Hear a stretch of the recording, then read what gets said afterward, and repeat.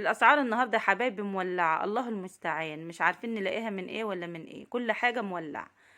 السلام عليكم ورحمه الله وبركاته. ايه ازيكم يا حبايبي؟ عاملين ايه؟ يا رب تكونوا بخير وفي احسن حال دايما يا رب. زي ما انتوا شايفين يا حبايبي، النهارده موعدنا الاسبوعي، بقدم لكم اسعار. يا رب الفيديو يعجبكم ويكون خفيف على قلوبكم. ولو عجبكم يلا بقى كومنت حلو زيكم حبايب قلبي، ولايكات كتير، وادعموني وفرحوني. هنسمي الله، وقبل ما ندخل على الفيديو نصلي بينا على النبي عليه افضل الصلاة والسلام. زي ما احنا متعودين يا حبايبي، اول حاجة بنبتدي بيها هي الطماطم. ما شاء الله اسعار الطماطم النهاردة يا حبايب قلبي، الكيلو ب10 جنيه مقفولة، وفي كيلو وربع ب10. بس انا جبت دي كيلو وربع ب10، هي مش احسن حاجة، في احسن منها ب10 جنيه. فجبت كيلو وربع ب10 يا حبايب قلبي. يا ريت تقولوا لي سعر الطماطم عندكم بكام. والخيار ده، الخيار ده كبير، هو حجمه كبير، هي الواحدة دي اللي جاية فيه صغيرة. الكيلو الخيار ب10 يا حبايب قلبي، والصغير ب15. وفي ناس بتبيعه ب17 ونص. يا ريت يا حبايبي تقولوا لي الأسعار وصلت عندكم بكام. الأسعار دي في العريش طبعا، انتوا عارفين ان دي أسعار العريش، وانا متسوقة هنا من المسعيد يا حبايب قلبي. والسمك بقى النهاردة سعره حلو ما شاء الله، سعره نازل شوية. السمك ده الكيلو ب65 ما شاء الله، البلط ب65 يا حبايب قلبي. ده كيلو، ال4 سمكات دول كيلو يا حبايبي ما شاء الله حجمهم، وكان في أكبر من كده بس أنا نقيته يعني ال4 سمكات كيلو عشان أشويه. وده الطبار اللي هو مش بوري يا حبايب قلبي، ده سمكة طبار. الكيلو ب85، ال4 سمكات كيلو ما شاء الله. انا حاسه سعر السمك النهارده هادي شويه، بس الخضار مولعه، الله المستعان. ده كيلو بقى يا حبايب قلبي، ده كيلو برضو ب65، نقيتهم 3 سمكات كبار، كيلو ب65. وطبعا البوري ب100، وفي 120. طبعا انا جبت اقل حاجه في سعر السمك ما شاء الله، ربنا يديمها علينا نعمه. والبيض، البيضه ب4، ده طبق ب120، جبته من عند التاجر يا حبايب قلبي.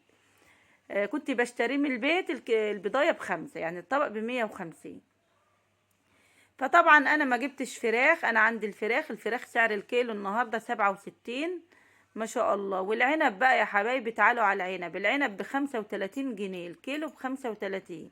جبت كيلو ونص، والله ما رضي ب50، جبته ب52 ونص. العنب ده مسكر ما شاء الله عليه، بس هنعمل ايه، انا جبت كيلو ونص.